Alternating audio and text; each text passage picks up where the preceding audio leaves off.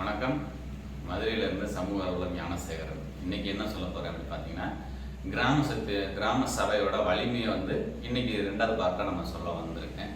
இப்போ நேற்று நம்ம சொன்ன மாதிரி ஒவ்வொரு பிரச்சனையும் அத்தியாவசியம் எந்த பிரச்சனையாக இருந்தாலும் பொது பிரச்சனைகளாக இருந்தாலும் அதாவது கூட்டு முயற்சிகளாக நீங்கள் செயல்படுங்க. ஒவ்வொரு மெம்பரும் ஒவ்வொரு பகுதியில் இருப்பீங்க, ஒரு மெம்பரை தேர்ந்தெடுப்பீங்க பார்த்தீங்களா, அந்த மக்கள் எல்லாம் ஒன்றிணைந்து நம்ம தெருவில் என்ன பிரச்சனை இருக்குது அப்படின்னு சொல்லி கூட்டு முயற்சியாக அனைவரும் கையெழுத்திட்டு ஒரு மனுவாக நம்ம கிராம சபையில் மனுவாக கொடுக்கணும்.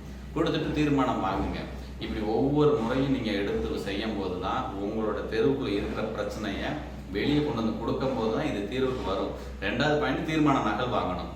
தீர்மான நகல் ஏன் நான் அழுத்தி சொல்கிறேன் அப்படின்னா, நீங்கள் ஒரு முறை தீர்மான நகல் வாங்கி பாருங்க, அது எப்படி உங்களுக்கு வேலை செய்யுதுன்றதை நீங்கள் அப்போ தான் உங்களுக்கு தெரியும். இன்னொன்று, அப்படி தீர்மான நகலை வாங்கிட்டும் செயல்படலை அப்படின்னா அந்த தீர்மான நகலை சுட்டி காட்டி மேலிடத்திற்கு அதற்கு அடுத்தடுத்ததுக்கு இந்த தீர்மான நகலை சுட்டி காட்டி நம்ம மனுக்கள் செய்யணும் அப்படின்னா இன்னும் பவராக வேலை செய்யும்.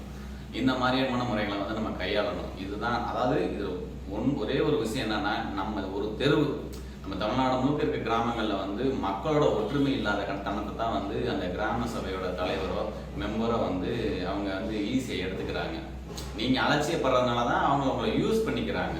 அந்த மாதிரி இருக்க வேணாம். எல்லா பகுதியில் இருக்க கிராம மக்களும் அந்த பகுதியில் இருக்க மக்கள் கூட்டு முயற்சியாக ஒரே நோக்கத்தோடு இருந்தால் மட்டும்தான் எந்த பிரச்சனையும் வெற்றி கிடைக்க முடியும். அது மாதிரி என்ன கோரிக்கை வைக்கிறீங்க அப்படின்னாலும் நீங்கள் இந்த கோரிக்கை கிராம சபையில் கலந்துக்கணும். அதாவது வருடத்திற்கு 6 முறை நம்ம கிராம சபை நடத்துகிறாங்க நம்ம தமிழக கவர்மெண்ட். அந்த 6 முறை நம்ம ஊரோட கல்யாண நாள். அந்த கல்யாண நாளில் மாப்பிள்ளையோட தவறும் சொல்லணும், பொண்ணோட தவறும் சொல்லணும். இப்படி என்னைக்கு சொல்கிறோம் அப்படி சொல்கிறோமோ அன்னைக்கு தான் அந்த கிராமத்துக்குள்ள இருக்க பிரச்சனை உதாரணமாக வெளிப்படுத்தும் போது தான் அந்த பிரச்சனைகள் தீர்வுக்கு வரும். இதை நீங்கள் கற்றுக்குங்க. இன்னும் நான் இது சம்மந்தமான நம்ம வீடியோ கூட நான் அடுத்த வீடியோவில் பதிவு பண்ணுறேன். நன்றி.